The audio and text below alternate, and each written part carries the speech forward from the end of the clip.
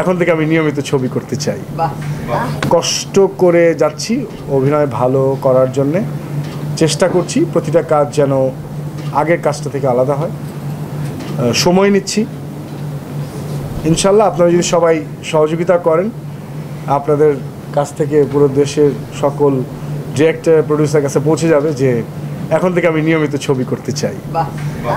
আর আমার জন্য আজকের দিনটা খুবই চমৎকার দিন যে একই সাথে দুটো ঘোষণা হচ্ছে। হঠাৎ করেই জানলাম যে আমার ওয়েব সিরিজের পোস্টার রিলিজ হয়েছে আজকে, আর কালপুরুষ, আর আজকে শেখরের প্রেস কনফারেন্স। সো আমার জন্য it's a very festive day. আপনারা সবাই দোয়া করবেন আমি যেন প্রসূন রহমান হতে পারি, কারণ শেখরে আমার চরিত্রটা আসলে উনি, আমি না।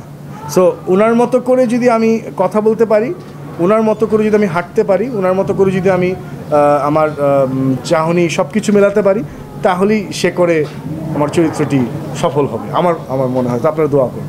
ঠিকঠাক মতো সব থাকলে আমরা কাজ শুরু করব খুব শিগগিরই। তবে আমি একটি কথা খুব জোরালোভাবে বলতে চাই যে অনেক মানুষের অনেক অগণিত কথা আমার চরিত্রের মাধ্যমে চলে আসবে। কিছু কথা থাকে না, শব্দে বর্ণনা করা যায় না, সেই কথাগুলো, সেই অনুভূতিগুলো আসলে শেখরের এই চরিত্রে, আমার এই চরিত্রে আছে। আশা করি সবার ভালো লাগবে। মানে এই মানুষটিকে আমরা চিনি, এই মানুষটিকে আমরা জানি, এই মানুষটি আমাদের পরিবারে কেউ একজন, হয়তোবা কাছে আছে কিংবা দূরে আছে, অনেক কথা হয়তো বলতে পারিনি, সে তেমনই একটি মানুষের চরিত্র আমি শেখরে অভিনয় করব। এখন তো গল্প বলা যাবে না, তো ইয়াস, হ্যাঁ, যেহেতু টাইটেলটা শেখরের সাথে যুক্ত হওয়ার গল্প, শেখরের সাথে যুক্ত হওয়ার গল্প, অবশ্যই থাকার গল্প, যুক্ত থাকার গল্প বা যুক্ত থাকার আকাঙ্ক্ষার গল্প।